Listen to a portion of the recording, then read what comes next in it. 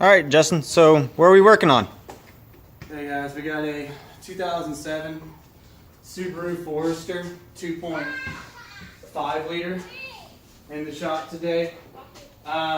Customer was a little overzealous and decided to go ahead and yank the motor, but didn't feel comfortable rebuilding the motor. And the reason we're going with the rebuild on this is because it's virtually impossible to source out one of these motors. The closest one's like halfway across the country and almost $2,000. So when all the other shops said no to a rebuild, Carney Automotive said yes.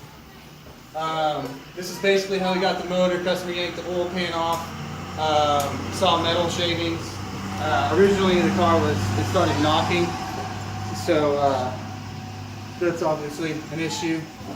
And they've entrusted us with ripping this apart, getting a rebuild kit, getting it machined, and putting it back together. They're also going to have us put the engine back into the vehicle. So right now we're going to get started, and it's a little late in the day, but we're going to get started and just go ahead and yank this apart, have a look at the insides so we know what we're working with, if it is rebuildable, so that we can get it to the machine shop tomorrow. So if we run into anything here, we'll definitely make another video and let you guys know what's up.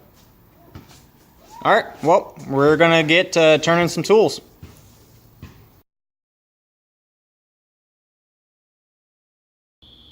All right, guys. So, as usual, a long night here at Carney Automotive. And about this point, we don't have any energy or common sense left. Once you start to split the case apart, after you get the pistons out, which I'll talk about in another video, you're going to find all the bolts. There's going to be 5 up here on top. There's going to be like 6 in one of the heads in the water jackets, a couple in the other side. There's going to be one little tiny bolt right here that's up, that goes in from the side where the oil pan was. So make sure you get that one. There's one right down here, I don't know if you can see it, on the flywheel side. And then don't be like us. By that I mean take this bracket off to start with. It goes somewhere in this general region right here. You'll find a bolt in behind that right here. We tried forever, got the flywheel side split apart and couldn't get the front of the motor split apart, and then realized that this bracket covers a bolt right there, which no one else talks about in any other tutorial that I looked at or anything. So yes, I did look at a tutorial. At some point I want to hit it with a sledgehammer, but we didn't do that this time. Thankfully, this is a very expensive motor, and we finally got it split apart. So if you're whacking on it and it's not going, there is a bolt somewhere. This much I can promise you. So, which is the part where we're going to split it apart. I think it'd be better if we stand it up so that things aren't falling out. No, I think like that might be fun.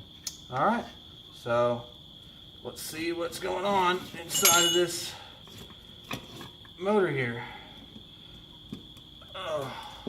Oh, there's one of our little wedges.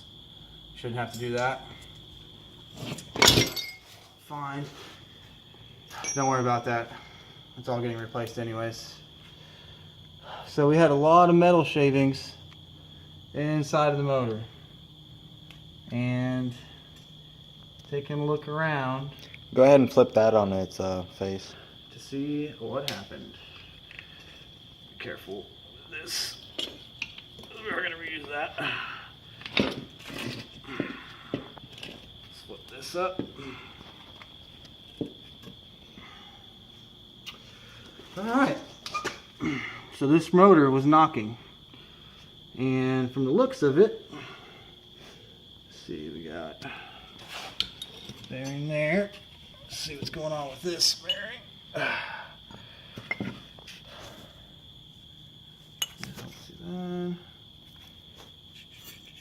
All right, we're gonna look through this motor, and we'll get back to you once we take a better look at it.